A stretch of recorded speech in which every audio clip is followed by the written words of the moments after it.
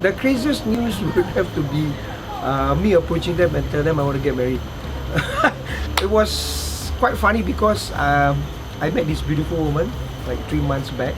I didn't introduce her to my parents until like a month before I broke the news that I wanted to get married to her. I want to quit school.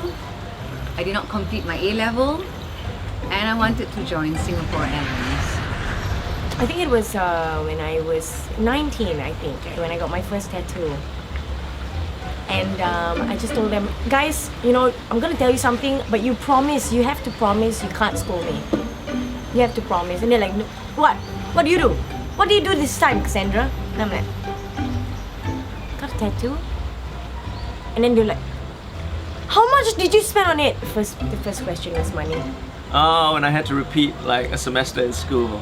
That kind of sucked. I was like, Mom, I want to stay back for 6 months so I can help the poorer students, you know, in school. The ones who are failing. The biggest news that my parents were probably happy to hear from me was when, during the tsunami, you remember the tsunami in 2004? Which was like 12 years ago? During that tsunami, I was there, and then so my mom saw it on the news, and she knew I was there, so she freaked out.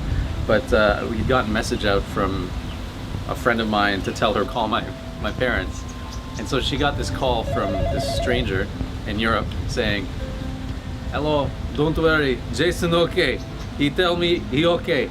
And my mom was so happy to hear that because obviously it saved her a lot of stress because she was watching the news about the tsunami and she knew I was in the area, so she was gonna freak out. So I guess that was pretty crazy news for her to hear.